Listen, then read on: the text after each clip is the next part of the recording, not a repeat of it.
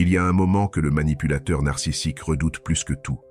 Ce n'est pas quand tu cries, ce n'est pas quand tu l'implores, ce n'est même pas quand tu le confrontes. Non, ce qu'il redoute le plus, c'est ton silence, le vrai, le profond, celui qui dit que tu ne reviendras jamais. Et tu sais pourquoi? Parce qu'à cet instant précis, il perd. Il perd ce pouvoir qu'il avait sur toi. Il perd ce rôle de marionnettiste dans lequel tu dansais malgré toi. Ce moment, il est plus rare qu'on le pense. Parce que partir d'une relation toxique, ce n'est pas juste dire adieu, c'est renaître sans permission. Et c'est ce que tu t'apprêtes à faire. Tu vas découvrir, étape par étape, ce que vit un manipulateur narcissique quand tu cesses de répondre. Tu vas comprendre pourquoi c'est si difficile de partir. Et surtout, ce que tu deviens quand tu ne reviens jamais. Ce que tu vas entendre maintenant peut changer ton regard ou t'aider à ne plus jamais retomber dans le piège. Alors si tu es, ou si tu as été, dans ce genre de relation, laisse un like pour soutenir ce contenu. Et surtout, n'hésite pas à partager ton histoire ou à écrire simplement un merci dans les commentaires. Parce que parfois, une seule phrase peut aider quelqu'un à se libérer. Quand Tina Turner a coupé tout contact avec Ike, l'homme qui l'avait détruite pendant des années, elle ne s'est pas contentée de partir. Elle est restée silencieuse. Pas d'explication, pas de confrontation. Et c'est ce silence qui a eu le plus d'impact. Des années plus tard, Ike dira dans une interview « C'est comme si j'étais mort pour elle ». Et il avait raison. Le silence est la seule chose qu'un manipulateur narcissique ne peut pas supporter, car il ne peut pas le contrôler. Ce n'est pas un cri, ce n'est pas un reproche, c'est le vide. Et ce vide, c'est leur pire peur. Selon une étude publiée dans The Journal of Personality and Social Psychology, 93% des manipulateurs narcissiques réagissent avec panique, colère ou chantage émotionnel lorsqu'ils perdent brusquement l'attention de leur cible. Le chiffre est frappant. Pourquoi? Parce qu'un narcissique ne cherche pas l'amour, il cherche l'approvisionnement. Et quand tu ne réponds plus, tu coupes leur oxygène. Ce moment, tu l'as peut-être déjà vécu. Ou tu t'en approches, tu lis ces messages, mais tu ne réponds plus. Ton cœur bat encore plus vite, car une partie de toi anticipe la tempête. Mais ce que tu ne sais peut-être pas, c'est que c'est lui qui est en train de paniquer, pas toi. Et ce changement de dynamique est capital. Regarde ce qu'a vécu Britney Spears. Après des années sous tutelle toxique et de contrôle permanent, elle a choisi le silence. Elle a arrêté de répondre à ceux qui avaient toujours parlé à sa place. Et ce silence a tout déclenché. Des procès, des révélations, des réactions disproportionnées. Parce que ceux qui contrôlent ne supportent pas de ne plus avoir d'accès. Et maintenant, regarde-toi. Si tu es ici, c'est que tu sens que quelque chose a changé. Tu n'es peut-être plus dans le doute, mais dans cette zone étrange entre deux mondes, celui où tu étais manipulé et celui où tu découvres ton pouvoir. Tu hésites encore. Est-ce que c'est vraiment le bon moment pour ne plus jamais répondre? Est-ce que tu n'exagères pas? Est-ce qu'il ou elle va souffrir? Mais laisse-moi te donner plusieurs vérités que peu de gens osent dire. D'abord, non, tu n'exagères pas. Ce que tu ressens est réel. Les micro-humiliations, les gaslighting répétés, les promesses jamais tenues, les dévalorisations subtiles, tout cela te rongeait. Et quand tu choisis de ne plus répondre, ce n'est pas une vengeance. C'est une réponse saine à un abus invisible. Ensuite, oui, il ou elle va souffrir. Mais pas comme tu l'imagines. Le narcissique ne souffre pas de t'avoir perdu. Il souffre d'avoir perdu le pouvoir. Il souffre de ne plus pouvoir entrer, de ne plus pouvoir t'amener à douter, à revenir, à pleurer, à supplier. Et surtout, il souffre que tu sois en train de changer. Regarde ce que disent les neurosciences. L'un des plus puissants signaux de reprise de pouvoir chez une victime de relations toxiques, c'est la coupure du contact. Dans une étude menée par l'université de Stanford, les sujets ayant mis en place un silence total après une relation abusive voyaient une amélioration de 67% de leur sentiment de contrôle personnel au bout de 2 semaines. Tu m'as bien lu. 2 semaines. Le silence n'est pas un abandon, c'est une renaissance. Et là, tu te demandes peut-être, mais que se passe-t-il de son côté? Ce que tu ne vois pas, C'est la machine mentale qui se déclenche chez lui. Les scénarios, les stratégies, les tentatives de provoquer une réaction. Il va essayer de t'énerver, de t'attendrir, de te faire culpabiliser. Car tant qu'il obtient une réponse, il a un levier. Mais si tu ne réponds plus, il se noie dans son propre vide. Plusieurs thérapeutes spécialisés dans les troubles narcissiques affirment que le silence d'une victime crée chez le manipulateur un sentiment de désintégration psychique car leur ego ne supporte pas le rejet passif. Ce n'est pas l'absence d'amour qui les tue, c'est ton indifférence. Et là, c'est là que ton pouvoir commence. Parce que ton silence n'est pas un mur, c'est un miroir. Et il renvoie au manipulateur la seule chose qu'il fuit depuis toujours, lui-même. Alors si tu hésites encore à ne plus répondre, si tu relis ces messages en te demandant s'il faut donner une dernière chance, une dernière explication, rappelle-toi ceci. Chaque mot que tu lui offres est une brique qu'il peut utiliser contre toi. Mais ton silence, c'est une forteresse. Et elle n'a pas besoin de justification. Car le vrai moment qu'il redoute, ce n'est pas que tu cries, ce n'est pas que tu l'accuses, c'est que tu disparaisses. Pas physiquement, mais émotionnellement. Que tu reprennes ta vie, ton temps, ton énergie, sans permission, sans retour, sans lui. Et ce jour-là, pour lui, c'est une fin. Mais pour toi, c'est un commencement. On croit souvent qu'un narcissique est froid, insensible, indifférent. Mais c'est faux. Il est vide. Et ce vide, c'est un gouffre qu'il cherche à combler à travers toi. Alors, quand tu disparais, quand tu ne réponds plus, tu déclenches chez lui ce que les psychologues appellent une fracture narcissique. C'est une blessure profonde, une faille qui remonte à l'enfance. Et cette blessure, il la masque depuis toujours derrière des comportements de domination, de séduction ou de contrôle. Donald Trump, par exemple, l'un des hommes les plus médiatisés au monde, a souvent été analysé par des experts en psychologie comme présentant des traits narcissiques évidents. Et que fait-il quand il perd le contrôle ou l'attention?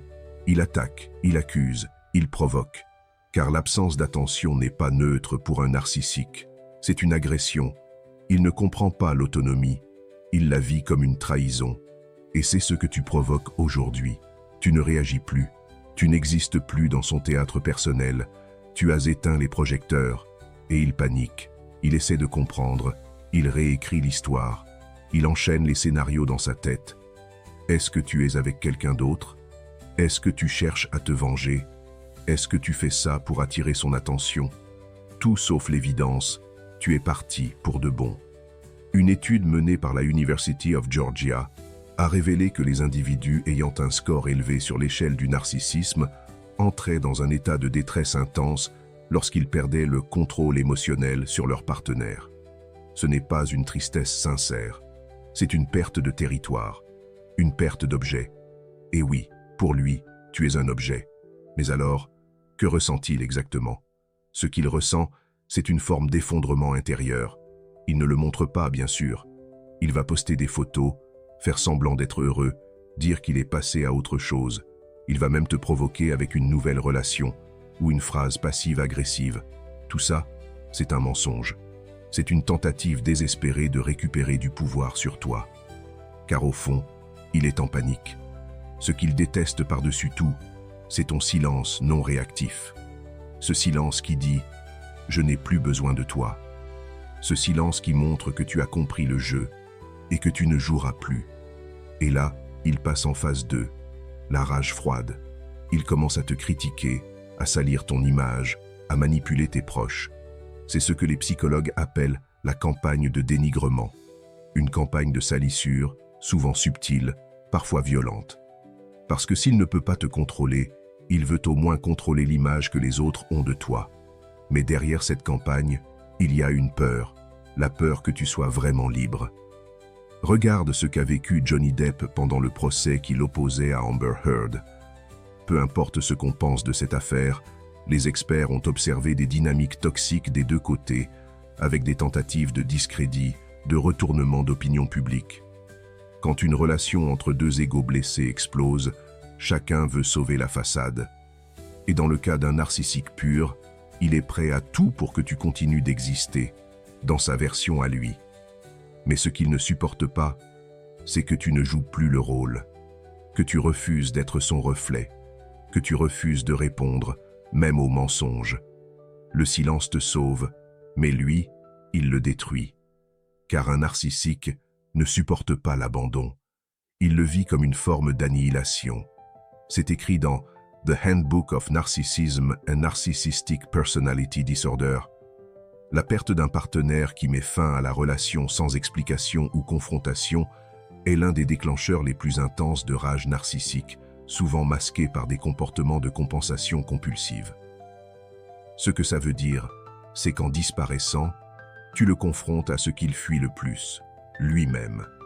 Car sans toi, il n'a plus de rôle à jouer, plus de masque, et il doit faire face à ce vide qu'il a toujours tenté de remplir avec tes émotions, tes réactions, ton amour. Mais maintenant, il n'y a plus rien. Il tend la main dans le noir, et il ne trouve que son propre reflet. Ce silence, c'est une déflagration. Pas pour toi, pour lui. Et c'est seulement le début. Car ce que tu vis en ce moment, c'est une révolution intérieure. Une transition d'un monde contrôlé par un autre, vers un monde contrôlé par toi. Et dans ce monde, il n'a plus de place. Tu t'es demandé pendant des mois pourquoi c'était si difficile. Pourquoi, alors que tu savais qu'il te faisait du mal, tu restais? Pourquoi tu revenais après chaque humiliation, chaque silence cruel, chaque fausse promesse? Tu n'es pas faible, tu n'es pas naïf. Tu as simplement été pris dans une mécanique parfaitement huilée, créée pour te garder attaché sans chaîne visible. Tu sais ce qu'a dit Will Smith après avoir mis fin à une relation toxique? Il a confié dans une interview qu'il ne reconnaissait plus la personne qu'il était devenu. Il avait changé ses habitudes, ses valeurs, même sa manière de parler, simplement pour maintenir la paix. Cette phrase, elle dit tout. Je ne me reconnaissais plus. Si toi aussi tu t'es senti perdu, déformé, vidé, c'est parce que tu as été lentement déconnecté de toi-même. La raison principale pour laquelle tu avais tant de mal à partir, c'est le lien traumatique, aussi appelé trauma bond. Ce lien est vicieux. Il se forme quand ton cerveau associe à la fois la douleur et les moments de réconfort à une seule et même personne. C'est ce qu'on retrouve chez 78% des victimes de relations narcissiques, selon une étude menée par le National Domestic Violence Hotline. Concrètement, tu souffrais, mais juste avant que tu craques, il te donnait un petit geste tendre, un compliment, une promesse. Ton système nerveux alternait entre stress extrême et soulagement. Et cette alternance, elle crée une addiction biologique. Oui, une véritable addiction. L'ocytocine, la dopamine et le cortisol étaient manipulés comme des leviers dans ton propre corps. Et tu ne pouvais pas partir, car une partie de toi croyait encore au bon moment, à cette version de lui qui, au tout début, t'a charmé. Tu sais, ce début magique, presque irréel, c'était planifié. Les manipulateurs narcissiques utilisent une technique appelée love bombing. Ils t'inondent d'attention, de compliments, de gestes intenses pour créer une dépendance émotionnelle rapide. Et ensuite, ils retirent tout. C'est là que commence la souffrance. Tu cours après un souvenir, pas une personne. Même des personnalités comme Lady Gaga ont parlé ouvertement de leur relation avec des partenaires manipulateurs et de la douleur de partir. Elle a avoué avoir dû suivre une thérapie de plusieurs mois pour comprendre qu'elle n'était pas en faute. Car c'est aussi ça le piège. Tu penses que tout est de ta faute. Mais alors, pourquoi tu ne reviendras plus? Parce que cette fois, quelque chose a changé. Ce n'est pas juste une rupture, c'est une révélation. Tu as vu à travers le masque. Tu as compris que ces excuses étaient un cycle, pas une évolution. Tu as compris que ces promesses ne visent pas un avenir, mais ton retour immédiat. Et surtout, tu as compris que ta paix vaut plus qu'un « je t'aime » empoisonné. Cette lucidité, elle est irréversible. Une fois que tu l'as vu, tu ne peux plus faire semblant. Tu sais qu'il ne changera pas. Tu sais qu'il recommencera. Tu sais que ta valeur ne dépend pas de sa validation. Tu ne reviendras plus parce que cette fois, tu as touché le fond de toi-même. Et dans ce fond, tu n'as pas trouvé le vide.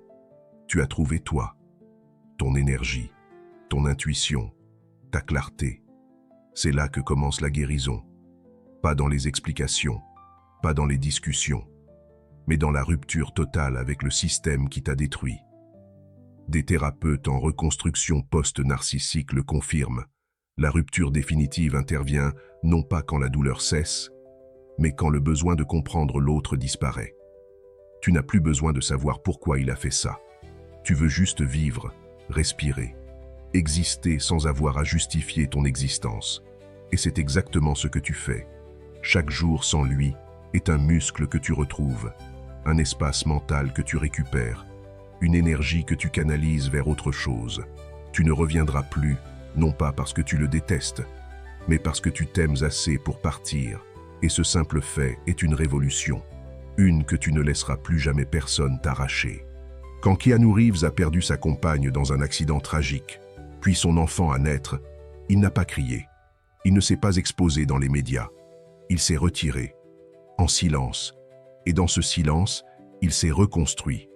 Aujourd'hui encore, il incarne cette force tranquille, presque stoïcienne, qui attire le respect de millions de personnes. Ce n'est pas qu'il n'a pas souffert, c'est qu'il a appris à ne pas faire de sa douleur un spectacle. Il a laissé le silence faire ce que les mots ne pouvaient plus réparer. C'est exactement ce que tu vis maintenant. Tu n'as plus envie de crier. Tu n'as plus envie de prouver quoi que ce soit. Tu veux juste être. Et ce désir, ce besoin profond, il est beaucoup plus puissant que tu ne l'imagines. Car dans une époque où tout s'expose, où chaque émotion est partagée, publier un silence est un acte de rébellion intérieure. Les stoïciens l'avaient compris depuis plus de 2000 ans. Épictète disait « Ce qui trouble les hommes, ce ne sont pas les choses, mais le jugement qu'ils portent sur ces choses. Et si tu enlèves le jugement, tu retires le pouvoir que l'autre a sur toi. Le silence n'est pas une fuite, c'est un choix actif de paix. » D'après une recherche publiée dans la revue Psychology Today, les individus qui mettent en place une période de silence complet après une rupture toxique voient une baisse de 51% de leur niveau de stress perçu en seulement 3 semaines.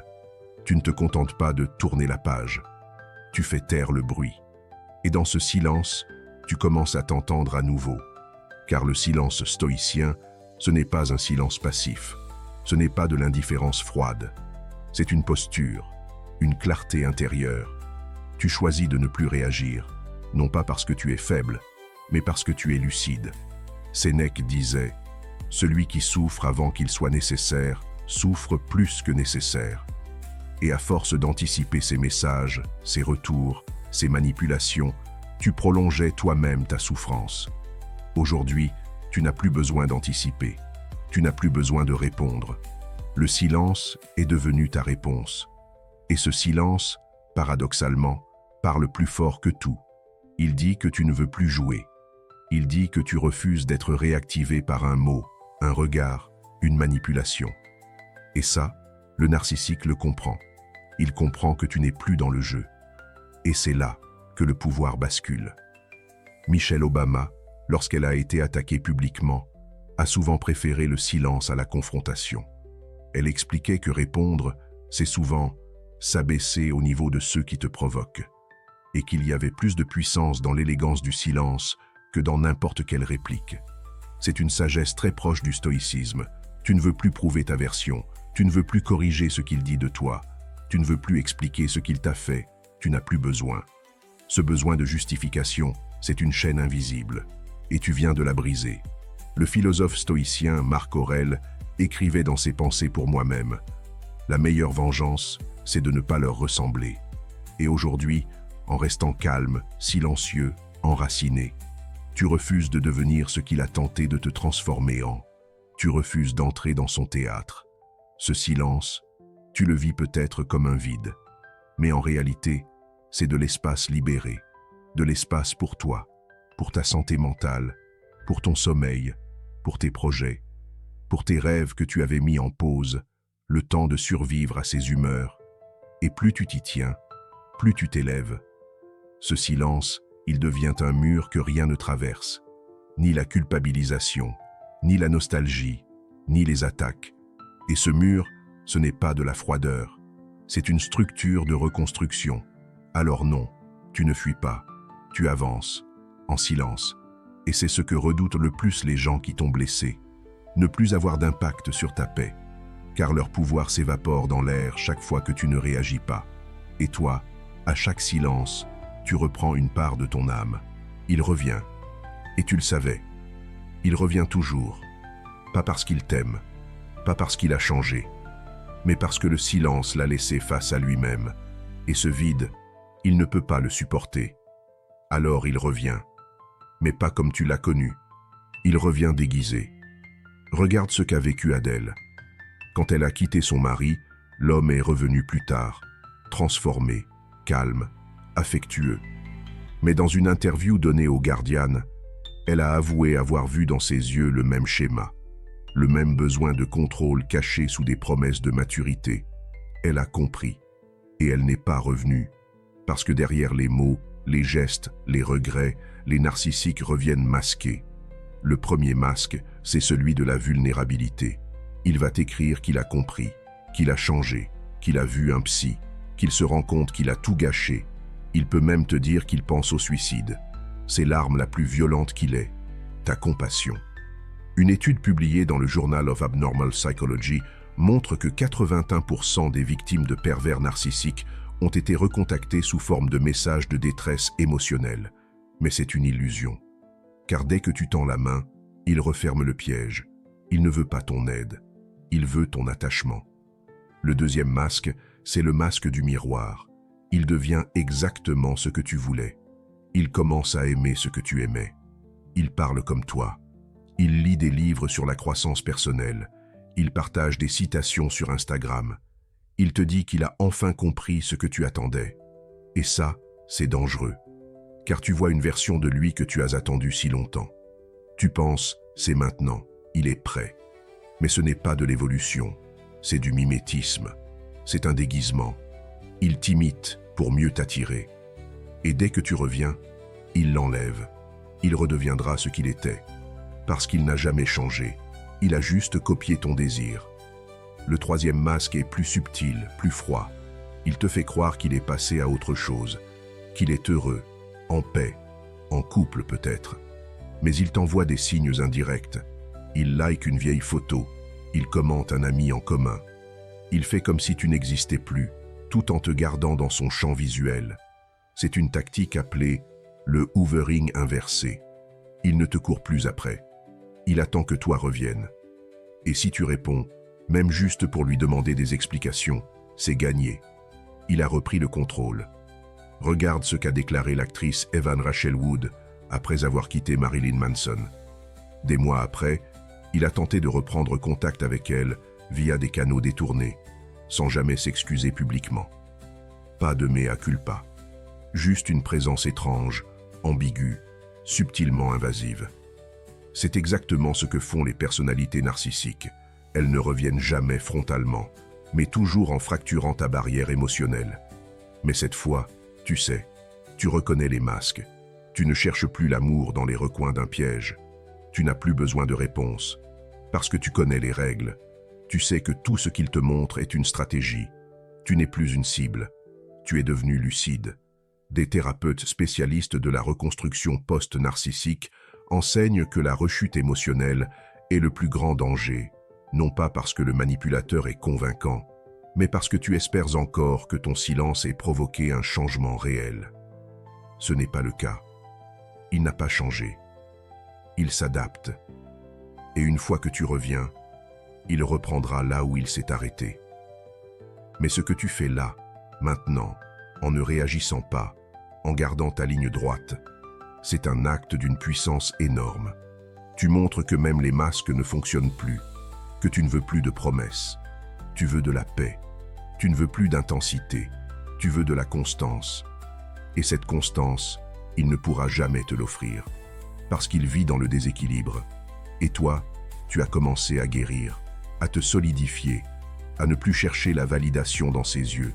Le retour du narcissique, c'est son dernier cri, le chant d'un pouvoir qui s'effondre. Mais toi, tu restes silencieux, et c'est ton silence qui hurle désormais la vérité. Il y a une chose que le manipulateur narcissique ne pourra jamais prévoir, ce que tu deviens quand tu ne reviens pas. Parce qu'il t'a connu brisé, hésitant, en attente. Il ne t'a jamais connu libre. Il n'a jamais vu cette version de toi qui ne cherche plus rien, qui ne regarde plus derrière. Et c'est là que la vraie métamorphose commence. Tu deviens ce qu'il redoutait le plus, une personne qui ne dépend plus de personne, une personne enracinée, claire, alignée, pas parfaite, mais entière. Regarde ce qu'a vécu Oprah Winfrey. Elle a grandi dans un environnement marqué par l'abus, la négligence, la pauvreté. Elle aurait pu sombrer, elle aurait pu se taire, mais elle a choisi de ne plus revenir, ni vers les gens, ni vers les idées qui l'avaient été blessées. Et dans cette coupure, elle s'est reconstruite. Elle est devenue une femme d'influence, de sagesse, de puissance. Non pas parce qu'elle a crié vengeance, mais parce qu'elle a choisi de vivre autrement. Toi aussi, tu es en train de faire ce choix. Ce n'est pas spectaculaire, ce n'est pas bruyant. C'est discret, intime, profond. Tu reprends ton espace, tu recrées une vie à ta mesure, et tu découvres un monde que tu avais oublié, le tien. Une étude de 2021, menée par l'Université de Zurich, a montré que les personnes ayant quitté une relation toxique et coupé tout contact sans rechute développaient une hausse de 43% de leur estime de soi au bout de 6 mois. Ce chiffre n'est pas juste un indicateur, c'est une preuve que l'après existe, que la lumière revient. Et dans cette lumière, tu réalises que ton silence n'était pas une fin, c'était une gestation. Tu ne t'es pas enfui, tu t'es révélé. Chaque jour sans lui, tu as guéri une parcelle de toi. Chaque nuit sans message, tu as dormi un peu plus paisiblement. Tu n'as pas effacé le passé, tu l'as réintégré. Et maintenant, il ne te dirige plus. Le narcissique, lui, vit dans un cycle. Il répète, il ressasse, il tourne en rond. Mais toi, tu avances, tu grandis. Tu ne veux plus convaincre, tu ne veux plus gagner, tu veux être en paix.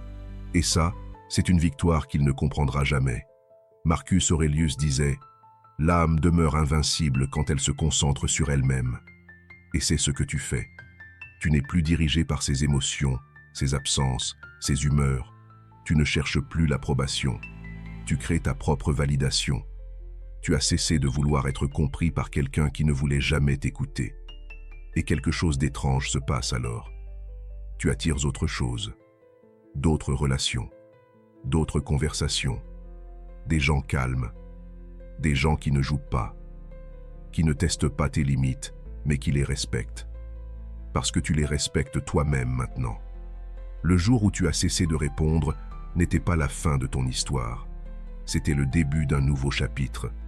Tu ne l'as peut-être pas vu tout de suite, mais maintenant, c'est clair. Tu ne veux plus du chaos, tu veux de la constance. Tu ne veux plus de promesses intenses, tu veux des gestes simples, des silences sains, des regards honnêtes. Et surtout, tu ne veux plus douter de toi. Tu as vu ce que ça fait d'être réduit, tu as vu ce que ça fait de marcher sur des œufs. Tu ne veux plus vivre à genoux pour mériter un peu d'amour. Tu veux marcher debout, et l'amour viendra, ou pas. Mais toi, tu ne t'arrêteras plus. Ce que tu deviens quand tu ne reviens jamais, ce n'est pas une version froide ou fermée de toi. C'est une version solide, claire, capable de dire non sans se justifier, capable de sourire sans permission, capable de vivre sans permission. Et tu sais quoi?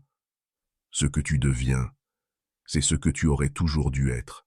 Ce que tu es maintenant, c'est toi, libéré. Si tu es allé jusqu'ici, c'est que tu sais, au fond, que ce n'est pas juste une histoire de relation. C'est une histoire de pouvoir, de survie, de reconstruction. Ce que tu viens d'écouter n'est pas une leçon. C'est une libération. Et si tu en es là aujourd'hui, ce n'est pas un hasard. Tu as traversé l'ombre. Tu as résisté à l'appel du retour. Et maintenant, tu avances vers une version de toi plus calme, plus forte, plus vraie. Tu n'as plus besoin de prouver. Tu n'as plus besoin d'expliquer. Tu existes sans leur regard. Et rien que ça, c'est déjà une victoire. Une immense victoire silencieuse que personne ne t'applaudira, mais que ton avenir te remerciera d'avoir gagné. Alors, si ce message t'a parlé, s'il t'a aidé à voir plus clair, à te sentir moins seul ou à franchir un pas de plus, laisse un like pour soutenir ce travail. Tu peux aussi partager ton expérience dans les commentaires ou simplement écrire un merci, parce que parfois, un seul mot, dans ce genre de combat, peut faire toute la différence. Tu as commencé ce chemin seul, mais tu ne l'es plus.